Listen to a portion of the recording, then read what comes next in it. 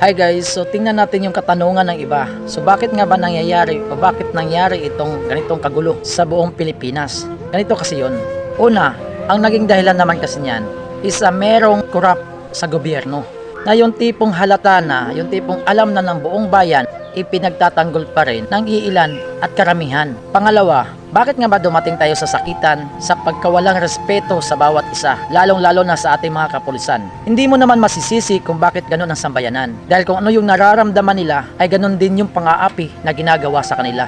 Hindi naman siguro mangyayari yun, yung sakitan at pagkawalang respeto sa ating kapulisan, kung pinagbibigyan lang ang mga taong sambayanan na ilabas ang kailang galit at ang kailang saloobin habang sila ay ninanakawan.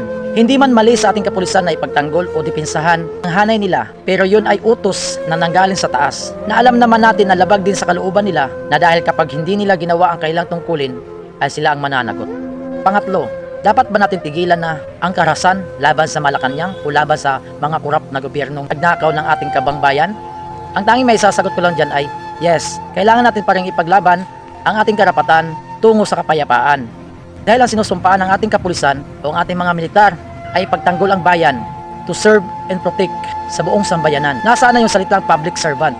Kung ang ipinagtatanggol naman ay mga korap na nagnakaw sa kaban ng bayan. Ako po si Chuck yung nananawagan na sana isipin nyo man lang kung ano yung desisyon at kung ano man yung dapat na paraan para magkaisa patungo sa kaayusan.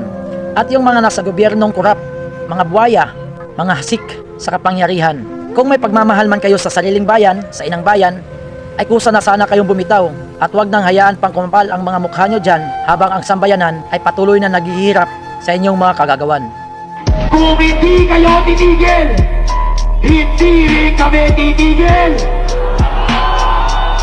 Kung hindi nyo kami pakikinggan, wala nang pag-asa ang Pilipinas. Kung hindi nyo kami magbibigyan, sa alap ng puso na kayo iiwas. Pababae!